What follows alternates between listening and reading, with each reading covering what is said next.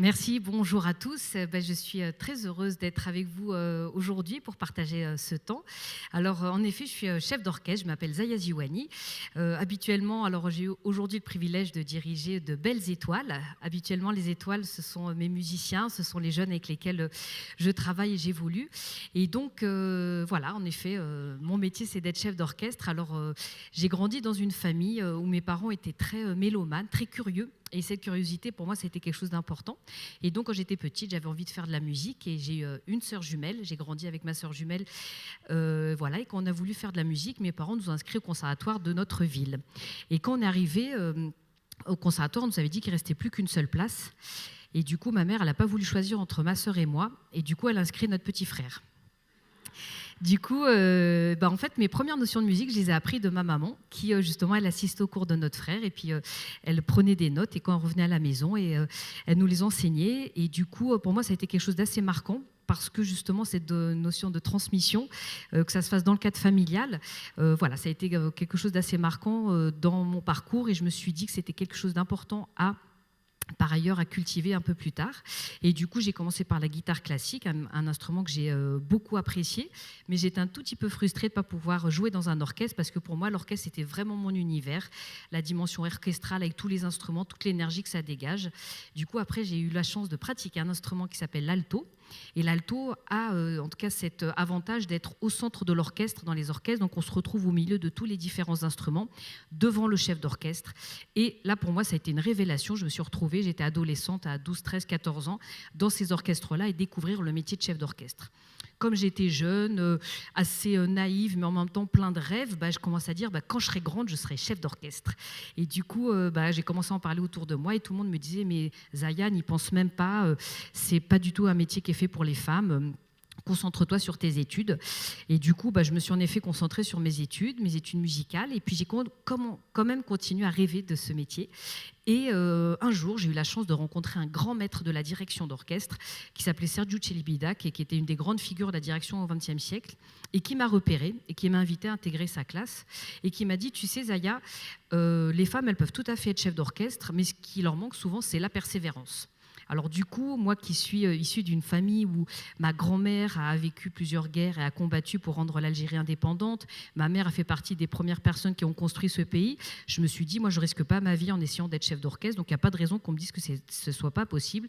Et du coup, je me suis investie dans ce métier. Alors, en effet, c'est un chef d'orchestre qui, comme beaucoup de figures de la direction d'orchestre au XXe siècle, était quelqu'un de très égocentrique. Donc, je pense que c'était à la fois, peut-être pour me bousculer un petit peu et puis m'alerter aussi du chemin qui allait m'attendre. Un très beau chemin, très difficile aussi. Mais en tout cas, je me suis engagée dans cette voie-là de devenir chef d'orchestre. Et quand on se retrouve à 18-20 ans, riche de cette belle expérience que j'ai eue avec ce chef d'orchestre qui, au demeurant, m'avait dit « Et je te préviens, les femmes n'ont jamais tenu plus de 15 jours dans ma classe ». J'ai eu la chance d'étudier pendant 18 mois avec lui. Alors ça a été en effet riche, constructif, difficile. Et je suis sortie riche aussi de cette expérience-là et j'avais envie d'être chef d'orchestre.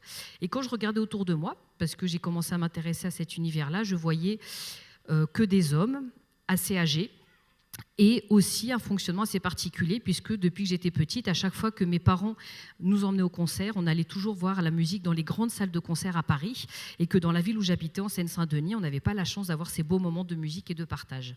Alors, j'ai décidé de créer mon propre orchestre parce que aussi, on ne permettait pas aux jeunes d'accéder à la direction des orchestres, notamment des orchestres nationaux en France. On ne permettait pas aux femmes et aussi aux personnes qui avait aussi un profil différent. Alors, du coup, j'ai souhaité avoir cette opportunité de diriger et de créer un orchestre. À cette époque, j'ai créé l'Orchestre Symphonique Divertimento parce que, comme je vous le disais, à l'époque, il n'y avait pas de femmes qui dirigeaient les orchestres nationaux. 20 ans après, puisque je vais fêter les 20 ans de cet orchestre l'an prochain, il n'y a toujours pas de femmes qui dirigent les orchestres nationaux en France. Du coup, je pense que j'avais bien fait d'entreprendre ce projet de création d'orchestre. Et quand on décide de créer un projet, c'est bien. C'est bien sur le papier. Après, c'était dans une conjoncture où déjà les finances publiques qui financent beaucoup la culture étaient déjà très contraintes. Et puis moi, avec mon profil différent de femmes, de jeunes, issus de plusieurs diversités, on me disait non, désolé, il n'y a pas d'argent pour vous. Et je me suis dit, il n'y a pas de raison que ce soit les autres qui décident à ma place. Et donc, j'ai souhaité créer cet orchestre. Mais surtout, j'avais aussi envie pas uniquement de me créer des opportunités pour diriger un orchestre, mais j'avais aussi envie de développer un projet. Et je voulais aussi que la musique classique, elle puisse être partagée dans plein de territoires différents, qu'elle ait aussi un son un petit peu neuf. Et donc, il a fallu que je lui trouve justement une identité. Alors, parfois, on me dit, Zaya, mais le fait d'avoir été d'origine sociale, d'origine algérienne, d'être une femme, d'être jeune, est-ce que ça n'a pas été plein d'handicaps pour créer votre orchestre ? Ça a été certes des difficultés, mais au contraire, pour moi, ça a été une grande source de richesse parce que ça m'a amené à réfléchir, à m'interroger à comment j'avais envie d'être chef d'orchestre au XXIe siècle. Et du coup, assez rapidement, c'était intéressant. Tout à l'heure, j'entendais beaucoup de personnes parler des valeurs et en effet de savoir comment j'avais envie d'être chef d'orchestre. Alors c'est vrai que c'est un beau métier, on parcourt le monde, on va diriger des orchestres prestigieux un peu partout. Et donc du coup, si on fait ça que dans cette philosophie-là, à un moment donné, on se fait plaisir à soi-même, on se rend compte qu'on passe beaucoup de temps dans ces chambres d'hôtel tout seul et que ça n'a pas forcément toujours beaucoup de sens. Et moi, je voulais donner du sens à mon action et que quand j'ai vu que j'avais eu la chance de grandir dans une famille où ce sont mes parents qui ont eu ce rôle de transmission, d'ouverture, de me transmettre cette curiosité et puis aussi d'avoir bénéficié d'un service public également de qualité, que ce soit à l'école ou dans les conservatoires de musique. Je me dis que c'est important à mon tour de jouer ce rôle de transmission.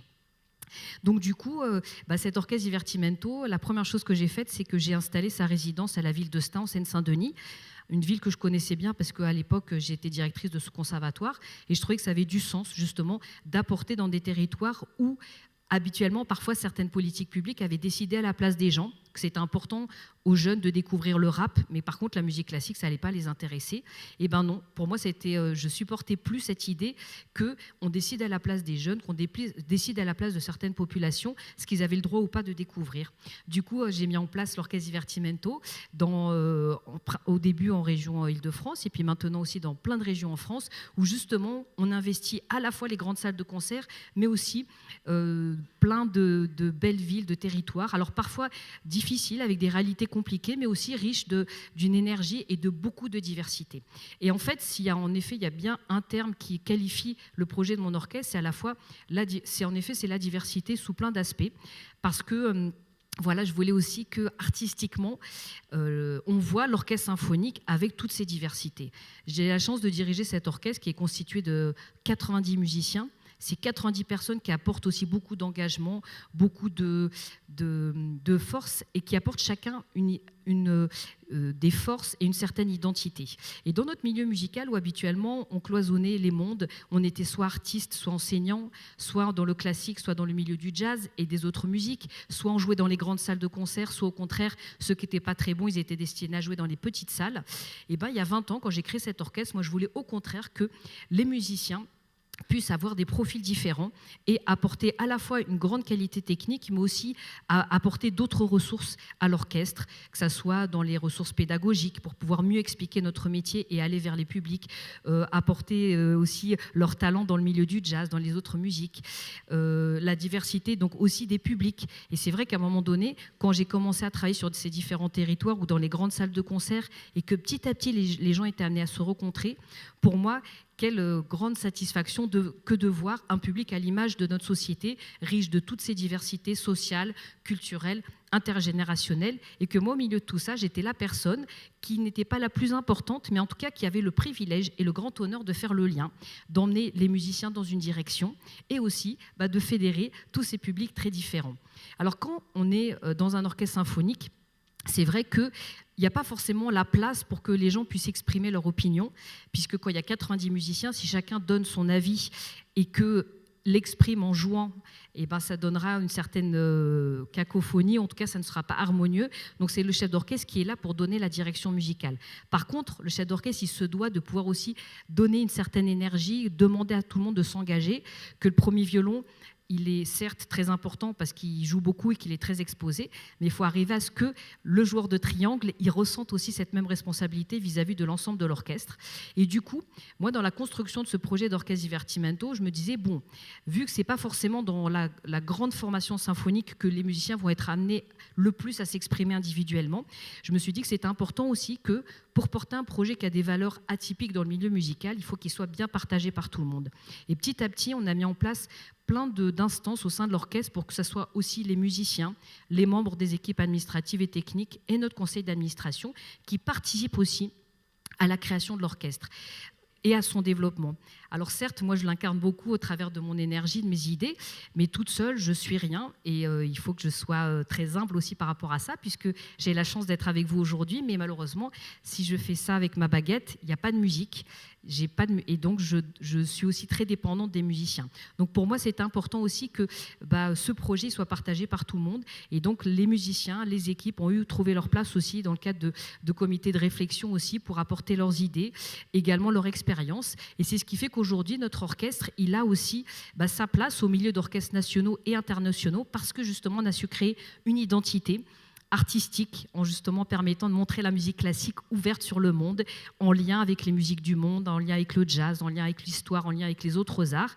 Et donc, cette identité nous a permis de faire notre place dans des programmations nationales, internationales, là où parfois des orchestres qui ont des budgets 20, 30, 40 fois supérieurs aux nôtres, à défaut d'avoir de l'argent, on a des idées. C'est ces idées-là qui nous ont permis justement de développer un projet intéressant. Et ce projet intéressant, il n'aurait pas eu de sens s'il n'y avait pas eu aussi cette dimension de transmission. Et pour nous, c'était très important. Et du coup, dans les différents territoires où nous sommes présents, pour moi, c'est important que les jeunes, à la fois, puissent découvrir la musique, mais pas uniquement la découvrir, la vivre concrètement, et donc leur permettre de pouvoir acquérir des instruments, apprendre à jouer dans un orchestre. Et un orchestre, c'est un formidable lieu où on apprend à vivre ensemble, on apprend à faire ensemble. Et faire ensemble, c'est comme dans une entreprise, c'est comme dans une équipe de foot ou de sport collectif. Et dans un orchestre, ce qui est intéressant, c'est qu'on apprend à la fois à servir un projet collectif, sans oublier qui on est, et de s'engager, de mettre le collectif avant ses intérêts individuels, à développer beaucoup de qualités, beaucoup de compétences, des savoir-être qui sont nécessaires à tout le monde pour s'épanouir et aussi bien s'investir par la suite dans la société et dans l'entreprise. Et du coup, pour nous, c'est important de former ces jeunes et de leur donner des outils pour en tout cas s'ouvrir au monde, d'aimer la musique ou de ne pas l'aimer, en tout cas de leur permettre de développer leur potentiel qui leur permettront de s'épanouir plus tard. Alors c'est très bien de développer le potentiel des jeunes, notamment de tous ces jeunes qui sont très divers, et notamment avec des parcours et des origines sociales et culturelles très différentes. Mais et si on les amène à se développer, il faut aussi leur créer les opportunités de pouvoir s'insérer plus tard dans le milieu professionnel, quel qu'il soit, artistique ou dans d'autres domaines. Et du coup, maintenant aussi avec l'Orchestre Divertimento, on est très engagé pour sensibiliser le monde des institutions, de l'entreprise, pour justement les encourager à faire plus confiance à la diversité. Il est vrai que faire plus confiance à la diversité, et justement permettre ces opportunités-là à ces jeunes. Et donc, ce qui a fait le succès de l'Orchestre Divertimento et sa force, c'est justement son innovation, sa créativité, peut-être aussi mon audace et l'audace de l'ensemble des musiciens.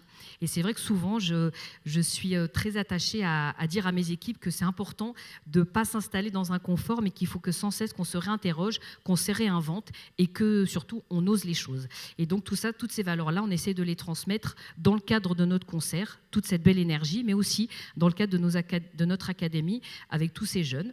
Et donc au début, quand j'ai commencé à vouloir rêver de ce métier de chef d'orchestre, je voulais à la fois diriger des beaux orchestres, mais aussi j'avais envie de vivre une belle aventure humaine. Et donc c'est comme ça que j'essaye en tout cas de l'impulser et de faire en sorte que dans tout, que ça soit dans mon orchestre ou au niveau des publics, dans tous les concerts, on ait justement cette belle diversité que nous offre notre monde et qu'on puisse à la fois s'appuyer sur le patrimoine musical qui nous a été transmis, mais en même temps être très innovant, très créatif avec notre monde. Et c'est aussi tout l'enjeu d'un milieu comme le mien, c'est d'être très connecté au numérique, à la vitesse du changement et de montrer que malgré tout, avec du patrimoine, on peut aussi faire des choses inventives, créatives et de laisser aussi la place aux jeunes générations de s'exprimer. Donc voilà, c'est ce que j'avais envie de partager avec vous aujourd'hui.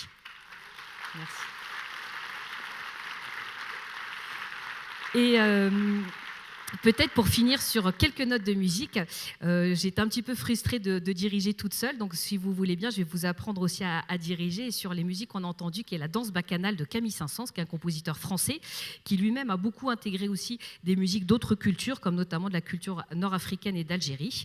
Et donc, si vous voulez bien, on va tous lever la main droite et on va la mettre en l'air, et on va battre une mesure à 2 temps. Le premier temps en musique sera toujours en bas, puisque c'est vers là qu'on va impulser l'énergie. Donc on va mettre le premier temps en bas et le deuxième temps en haut. 1, et 2. Je vais vous donner des dates parce que la semaine prochaine, je ne suis pas très disponible pour certains concerts. Donc, s'il y en a qui veulent me remplacer, je vois que vous êtes très à l'aise. Donc, du coup, si la technique veut bien, on va relancer la musique. Et comme ça, on va finir en musique en dirigeant tous ensemble la danse bacchanale de Camille Saint-Saëns. On se prépare ?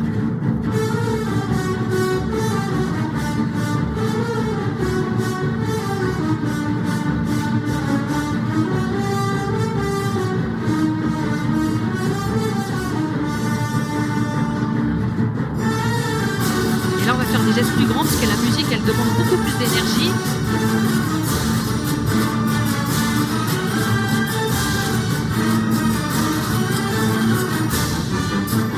Un peu plus d'impulsion maintenant.